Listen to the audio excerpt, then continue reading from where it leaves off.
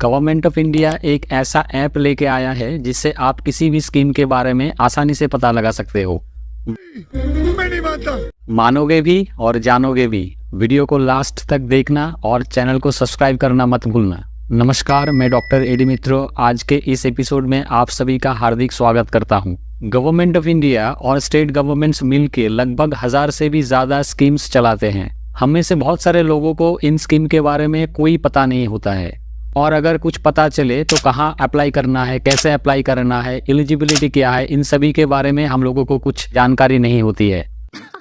सही पकड़े हैं।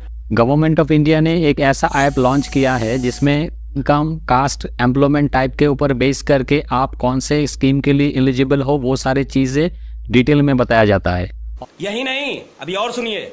और उन स्कीमों में कैसे अप्लाई करना है, कहाँ अप्लाई करना है, कौन कौन से डॉक्यूमेंट्स चाहिए, इन सारे चीज़ों के बारे में जानकारी दी जाती है। अभी हम लोग स्टेप बाय स्टेप देखेंगे कैसे इस पोर्टल को रन किया जाता है या फिर इस ऐप में कैसे आप लोग आगे काम करोगे। एंड्रॉयड प्ले स्टोर और iOS के एप्पल स्टोर पर माई स्कीम करके एक ऐप आता है, वो वाला ऐप पहले हम लोगों को डाउनलोड करना पड़ेगा। आप लोग टाइप कीजिए माई स्कीम ऐप, तो इसमें देखिए स्क्रीन पर माई स्कीम ऐप दिखाई दे रहा है। इसको पहले डाउनलोड करना पड़ेगा। मैंने पहले से ही डाउनलोड किया हुआ है, तो मैं इसको ओपन कर लेता हूँ। कुछ इस तरीके का एक इंटरफेस आएगा। ऐप के पहले पेज पे देखिए, यहाँ पर अब तक 961 स्कीम्स लिखा आ रहा है। सेंट्रल गवर्नमेंट के 317 स्कीम एंड अलग अलग जो स्टेट गवर्नमेंट्स और यूनियन टेरिटरीज होते हैं उनके 644 स्कीम्स यहाँ पर आ रहे हैं। तो इसमें आने के बाद देखिए यहाँ पर एक टैब है फाइंड स्कीम्स फॉर यू। हम लोग इस पर क्लिक करते हैं कि दूसरा पेज यहाँ पर ओपन हो चुका है। इसमें लिखा आ रहा है help us find the best schemes for you. पहला जो ऑप्शन है उसमें tell us about yourself, you are a male, female मतलब जेंडर पूछा जा रहा है या फिर ट्रांसजेंडर। इसमें हम लोग मेल सिलेक्ट कर लेते हैं। एज यहाँ पर सिलेक्ट करने के लिए बोला गया है, आपका जो भी एज है वो वाला सिलेक्ट कर दीजिए। हम लोग यहाँ पर 30 ले लेते हैं।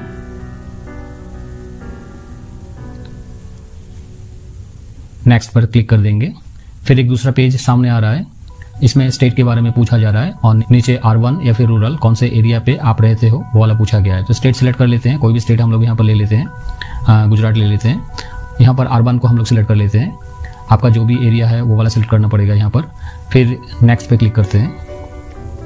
इस पेज में पूछा जा रहा है कास्ट के बारे में या फिर कैटेगरी के बारे में, जनरल, OBC, फिर PBTG, देन SC ST कौन सा कैटेगरी पे आप आते हो वो वाला कैटेगरी चूज करना पड़ेगा। मैं यहाँ पर जनरल ले लेता हूँ।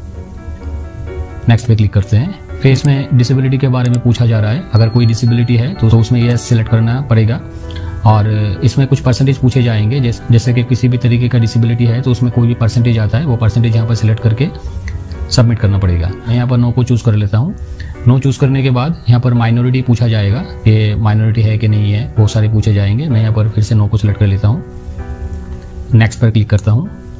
फिर इस पेज में स्टूडेंट के बारे में पूछा जा रहा है। अगर आप स्टूडेंट हो तो ये सिलेक्ट करना पड़ेगा, नो हो तो नो को सिलेक्ट करना पड़ेगा। अगर आप येस को सिलेक्ट करोगे तो उसमें कुछ ऑप्शंस नहीं आ रहे, मैं नो को सिलेक्ट कर रहा हूँ। तो यहाँ पर देखिए एम्प्लॉयमेंट के बारे में पूछा जा रहा है, एम्प्लॉयड है, अनएम्प्लॉयड है, सेल्फ एम्प्लॉयड है, किस तरीके का जो भी है आप उसको सिलेक्ट करोगे। मैं यहाँ पर एम्प्लॉयड को सिलेक्ट कर लेता हूँ। फिर इसमें एक ऑप्शन आ रहा है, ऑप्शंस में पूछा जा रहा है are you currently working as a government employee. अगर आप गवर्नमेंट एम्प्लॉई हो तो ये सिलेक्ट करना पड़ेगा, वरना नो है। अगर आप लोग येस को सिलेक्ट करोगे तो उसमें कुछ ऑप्शंस नहीं आएंगे। अगर नो को सिलेक्ट करोगे उसमें भी कुछ ऑप्शंस नहीं आ रहे। फिर नेक्स्ट को हम लोग जा रहे हैं। इसमें पूछा जा रहा है is your occupation one of the following, कौन सा ऑक्यूपेशन में आप है उसको पूछा जा रहा है। अलग अलग तरीके के ऑक्यूपेशन है यहाँ पर, जो भी है वो उसको आप लोग चूज कर सकते हो आपके हिसाब से। मैं यहाँ पर टीचर और फैकल्टी वाला चूज कर लेता हूँ। तो do you belong to BPL category, अगर आप BPL कैटेगरी में आते हो तो उसको चूज करना पड़ेगा, अगर नहीं हो तो नो को चूज करना पड़ेगा। अगर आप येस को चूज करते हो तो इसमें कुछ और चीज़ें पूछे जाएंगे। मैं यहाँ पर नो को चूज कर लेता हूँ। What is your families annual income पूछा जा रहा है, आपका जो भी है वो उसमें डालना पड़ेगा। मैं यहाँ पर लमसम एक अमाउंट दे रहा हूँ 4 लाख का। फिर नेक्स्ट को क्लिक करूँगा। दूसरा पेज ओपन हो चुका है। इसी पेज में आपको अलग अलग स्कीम के बारे में पूरी तरीके से बताया जा रहा है, जैसे कि banking, financial services and insurance में आप 7 स्कीम्स के लिए एलिजिबल है। सोशल वेलफेयर एंड एम्पावरमेंट में आप 7 स्कीम्स के लिए एलिजिबल है। हेल्थ एंड वेलनेस में आप 6 स्कीम के लिए एलिजिबल है। इस तरह के अलग अलग स्कीम्स यहाँ पर दिखाई दे रहे हैं। कौन से स्कीम में आप एलिजिबल हो उसका नंबर यहाँ पर आ रहे हैं। अलग मैं पहला वाला सिलेक्ट करके सबमिट में क्लिक करता हूँ। तो इसमें जो ऑफिस मंथली इनकम स्कीम है, प्रधानमंत्री जन धन योजना स्कीम है, इसमें आप एलिजिबल हो। तो इसके ऊपर डिपेंड करके आप कैसे उसको अप्लाई करोगे, कौन से पोर्टल पे जाके अप्लाई करोगे, कैसे उसको अलग अलग चीज़ें सबमिट करने हैं, वो सारी चीज़ों की इन्फॉर्मेशन यहाँ पर आपको मिल जाएंगे।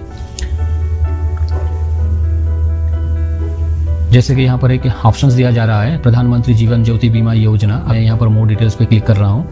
इसका पूरा डिटेल्स आप लोग यहाँ पर पढ़ सकते हो और एलिजिबिलिटी भी आप यहाँ पर चेक कर सकते हो। अगर आप इसमें एलिजिबल हो तो आप इसमें अप्लाई कर सकते हो, कोई भी दिक्कत नहीं होगी, आसानी के साथ आप लोग इसमें। ये एपिसोड आप लोगों को अच्छा लगा तो ज़रूर चैनल को सब्सक्राइब कीजिए, क्योंकि इसी तरीके के एपिसोड से जानकारी मैं हमेशा आप लोगों के लिए लाता रहता हूँ।